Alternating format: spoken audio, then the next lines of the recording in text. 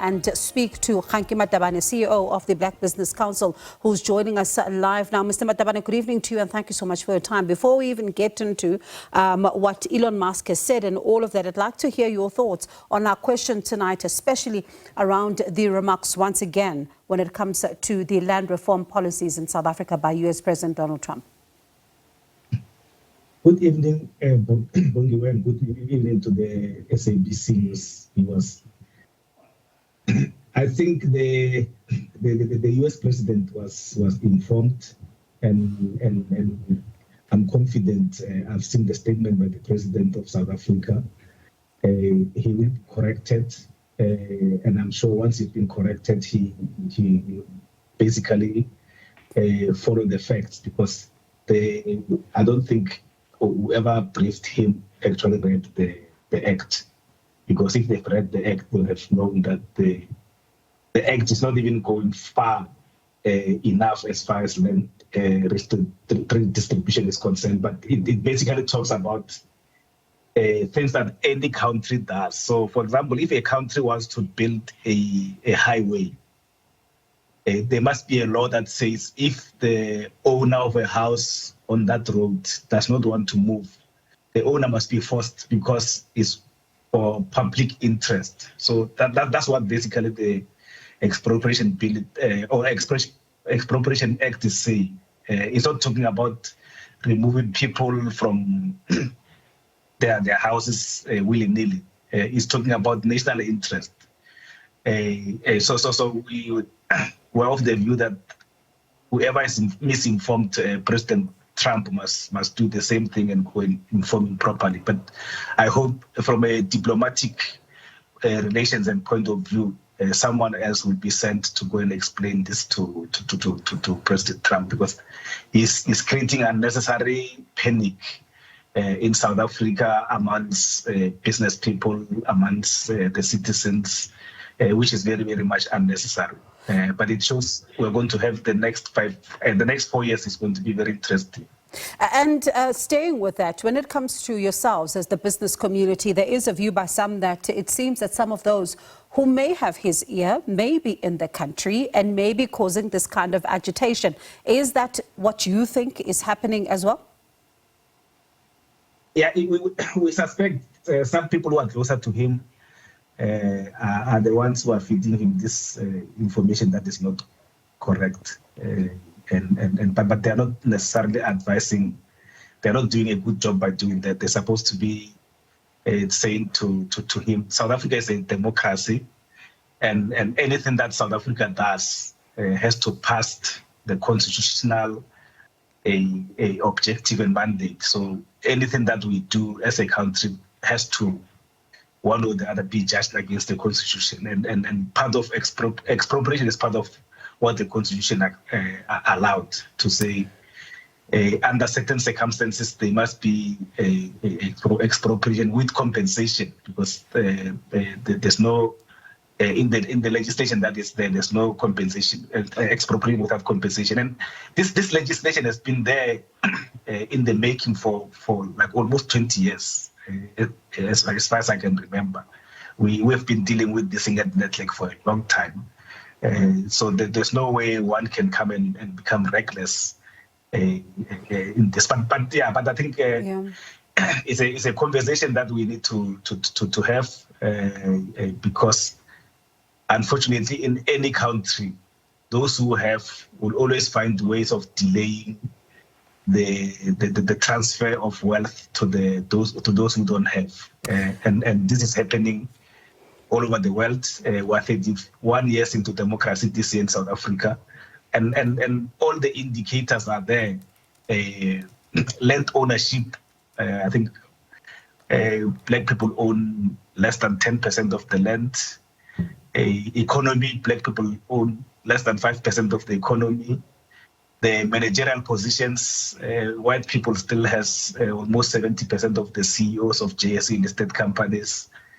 So the list goes on. The data that is there, because we need to be influenced by information and not thumbsuck and make our own assumptions when we make decisions. The information that is there and the data that is there indicates that we're still a long way to go.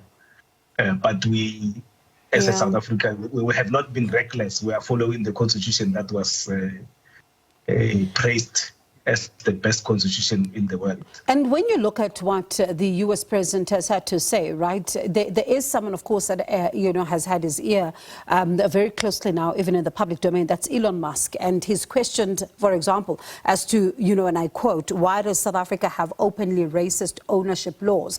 And this comes at a time when you look at what was taking place in the United States as far as TikTok is concerned.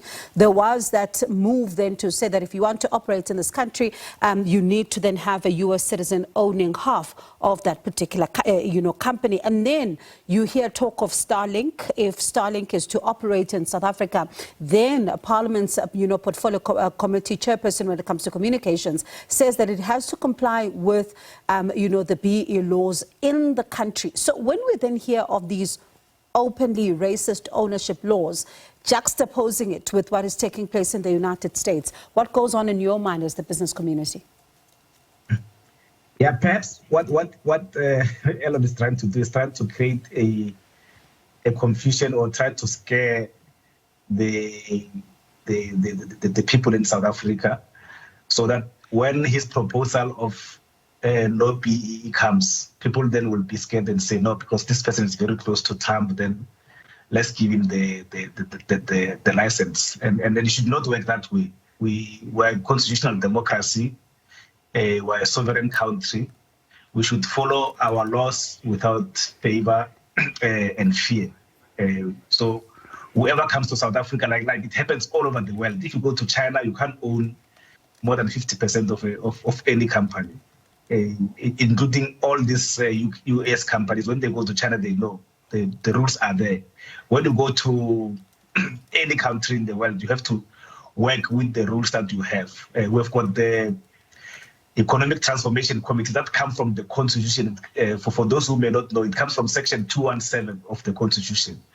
It's very clear that because there were laws and regulations that deliberately excluded certain people from participating meaningfully in the economy, the Constitution allows for laws to come and reverse what has happened. And that's what broad-based Black economic empowerment is doing. It's trying to reverse all those years that where Black people were not necessarily allowed to participate in the economy.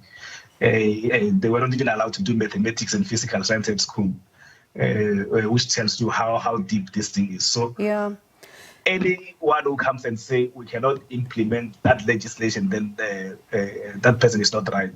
We have to make sure that we don't compromise. We move forward. We forge ahead with what we're supposed to do, and those people who get informed, they will know.